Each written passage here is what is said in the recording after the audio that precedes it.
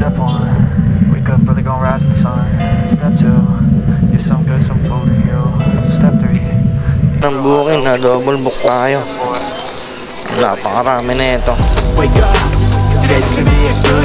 Pero maganda naman yung pair natin is 103 plus 5, 108. Wake up, today's gonna be a good day. Wake up, today's gonna be a good day. Wake up, today's gonna be a good day. Wake up, today's gonna be a good day.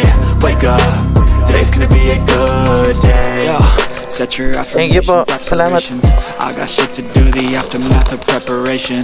Good food, good mood, Thank you po. Salamat po. one step at a time. Thank you, ma'am. That's how you make Thank it. you, ma'am. Set a goal, you control, and the steps you take them. I try to pick one thought, have some concentration. And Yun, if I make a 986, mistake, kaibigan it's called Rayalin. education. I try to do this every day, call it replication.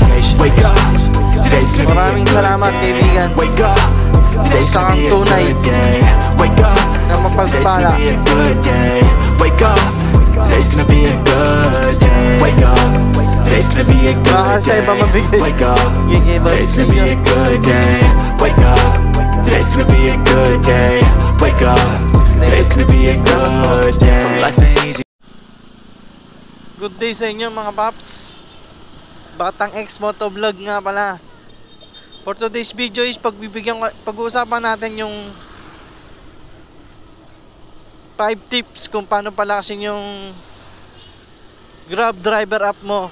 Kung ikaw ay bago bilang isang Grab food delivery rider, kaka-apply mo lang or nag-uumpisa pa lang, mga ilang weeks, ilang days para sa itong video na to.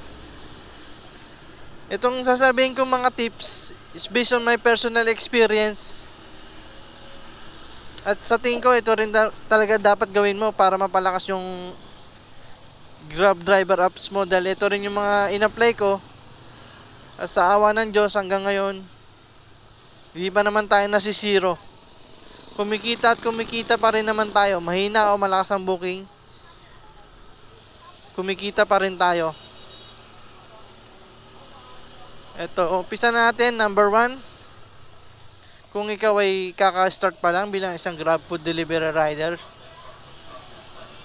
mas maganda kung active ka, active na rider ka. Ano ibig sabihin ng active na rider? Bumabiyahe ka 5 to 6 times a week, 10 to 8 hours a day.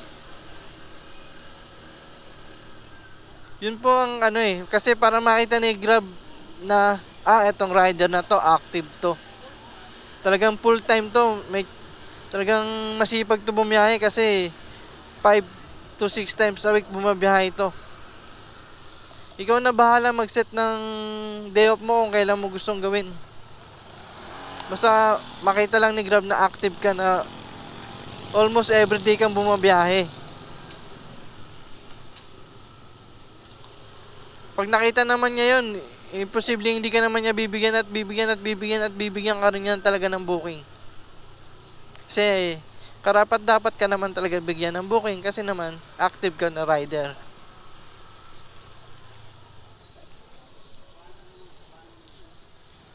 Wait lang, may booking tayo. I-deliver muna natin to bago tayo magpatuloy sa topic natin for today's video. Balikan ko kayo ulit mamaya. Grab. Alright. Where's your home? Dita, wait lang ha. Wait lang po. Check ko lang po kay May. Okay. 494. Okay. Sige, suklihan kita. Wait lang ha. 506. Tama. Wait lang ha. Dito yung order mo. Gali, eto. Okay. Thank you. Wala na.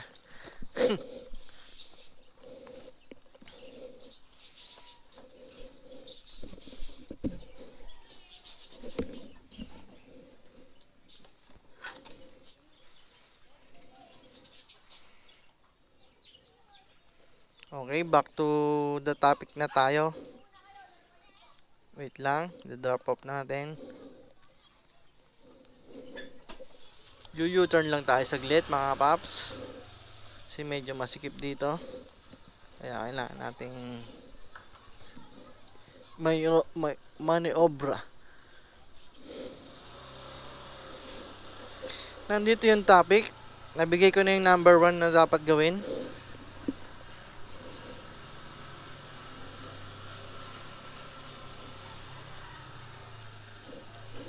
Ito, number 2. Kung ikaw ay bago at nagpapalakas ka pa lang ng account,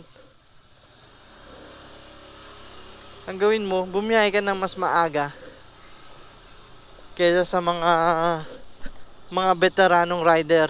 Alam niyo kung bakit? Kasi kung bago ka tapos makikipagsabayan ka ng biyahe sa mga rider na matatagal na, pag matatagal na, ibig sabihin malalakas na rin ang account nun.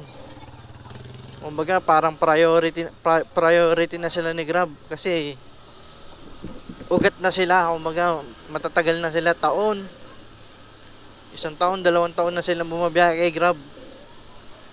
Kaya yung mga customer sa area halos na deliveran na nila. Kaya mas maganda kung bumabiyahe sila ng 7 ng umaga, bumiyahe ka ng 4, 5 ng umaga. Kasi kailangan mo kasi pakilala yung account mo sa merchant sa kung gusto mo tumambay. Para once na nakilala ka na ng customer, ng merchant, yung account mo, is palagihan ka na rin papasukan. Noong tumambay ako dyan sa Tandang Sora Jollibee,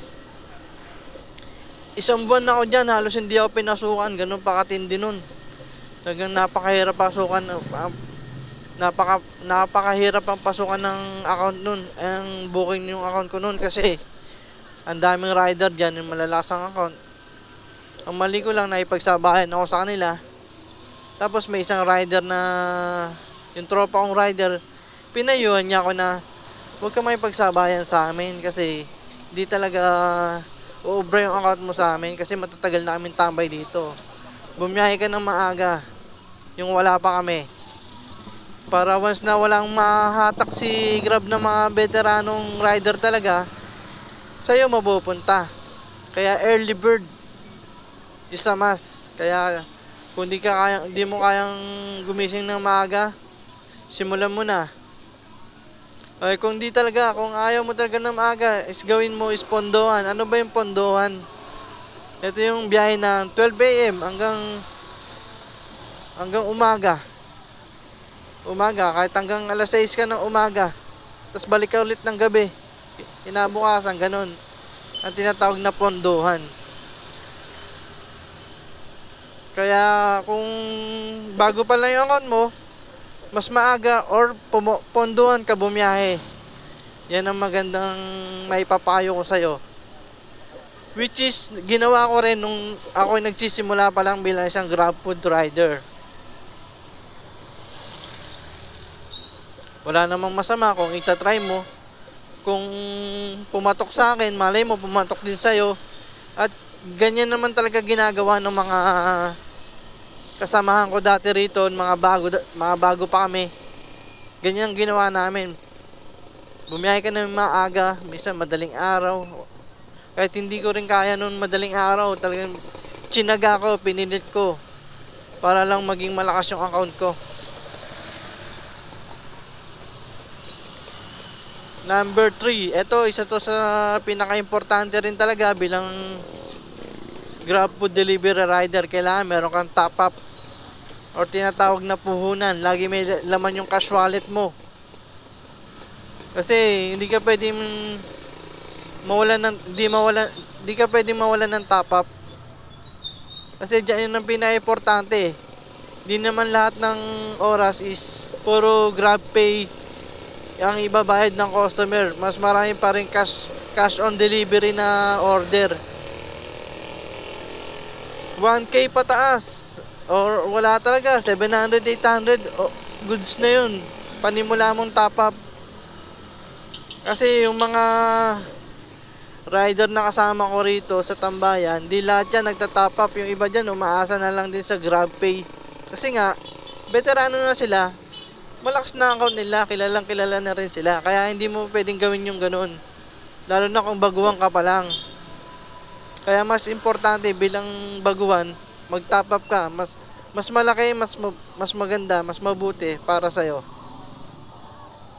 Tsaka mo na gayaan yung ginagawa nila pag malakas na rin account mo. Di ba mga paps? Ako, kahit na matagal na akong Grab rider, hindi ako, kahit minsan hindi ko ginawa yan. Mawala ng top up. Kasi, pag may top up ka, the more chances na pasuhan ka ng booking.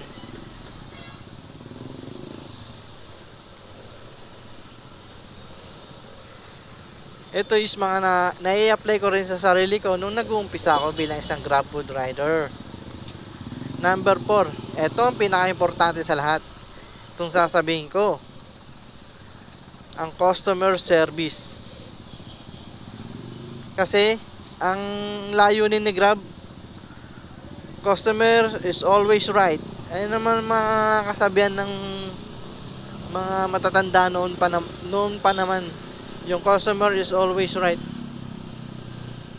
Paano ba yung customer service na tinatawag kay Grab? Maging magalang, maging pasensyoso. Kasi bilang isang Grab food delivery rider, iba-ibang ugaling ng customer yung may encounter natin. Hindi lahat yan nakakaunawa, hindi lahat yan is mababait. May encounter ka rin ng talagang masusungit. May magawa ka lang mali is masisigawan ka, mapapagalitan ka. Para sa akin, para sa akin yun, ordinaryo na lang yung mga ganung senaryo. Kasi sila yung nagbibigay ng ratings eh. Pag ang customer binigyan ka na lagi ng 5 star, ibig sabihin good rider ka, ibig sabihin, oy, itong rider na to mabait, maaasahan, magalang, informative. Lagi ako ina-update kung nasan na siya. Yung ina-update mo yung customer kung yung request niyang part is wala or meron. Katulad niyan sa Jollibee tayo nakatambay, may mga customer na nagre-request na, ay kuya, pwede bang patay part? O kaya pa leg part, pa breast part, pa wing part. Kaya lagi kang up to date sa kanila. O ma'am, wala po eh, ganitong part lang po ang available. Tsaka yung kailangan maging magalang ka. Lagi kang nag-good morning, good afternoon, good evening. Ma'am, pasensya na po, wala pong ganito, ganyan. Napaka-importante kay Grab niyan, customer service. Kasi once na nirate ka ni customer ng 5 star, mas malaking chance mo na sa'yo ulit pumasok yung pag nag-order siya. Kasi na customer ka ng 5 star eh. Pinakamataas na yung 5 star. Okay, mamaya na lang ulit. Andito na tayo sa tambayan. Antay muna tayo ng panibagong booking. Pagpatuloy natin ang ating topic mamaya. Katulad ng sinabi ko, performance rating ni customer, napaka-importante kay Grab yan. Kasi doon nakikita ni Grab kung mabuti at maayos kang delivery rider eh. Once na laging negative feedback ni customer sa'yo, maaari kang masuspinde or lalong humina account mo, hindi ka napasukan ng booking. Kasi number 1 priority talaga ni Grab is yung customer feedback. Once naman na pag nirate ka ng customer ng 5 star, ibig sabihin magaling ka, magalang ka, responsive ka, lalo kang patuloy kang papasukan at papasukan ng booking ni Grab eh. Kaya pinaka number 1 sa akin para lumakas yung account mo is customer service, tsaka yung top up. Number 5, eto, importante rin to, lalo na pag naka-encounter ka ng mga meticulosong customer, yung mga talagang yung priority nila is yung kalinisan. Nako, ito yung proper hygiene, number 5. Ito hindi masyadong napapansin to ng mga Grab rider, pero number 1 rin to, importante rin tong malinis sa katawan, Siyempre, amoy pawis, hindi naman maiwasan yun. Pero yung amoy baktol, nako, wag naman sana mga paps. Kasi, hindi naman kaaya-aya yung nagdi-deliver ka, amoy baktol ka, di ba? Kahit sino naman siguro, pwede rin mag-cause yun na i-rate ka ng mababa ng customer pagka ganon. Siyempre, yung kailangan, yung mga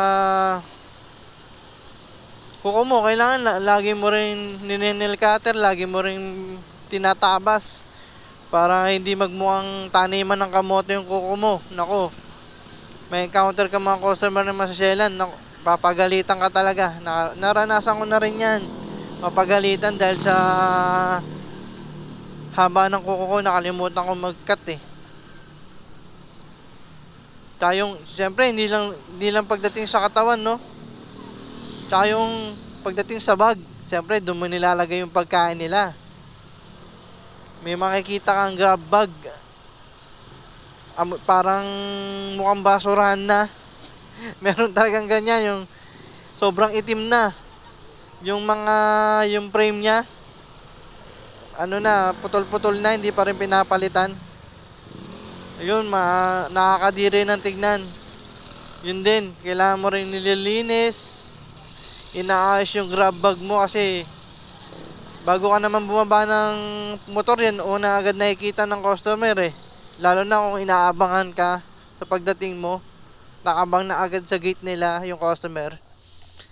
Pag nakita yung grab bag mo, madidismaya na, siyempre isipin nila bakit kaya ganitong bag na ito, parang basurahan. Kaya pag may mga tropa kami, mga kaibigan kami na grab rider na ganun, oh pre, pati basura nyo, dinala mo pa. Binibiro namin ng ganun.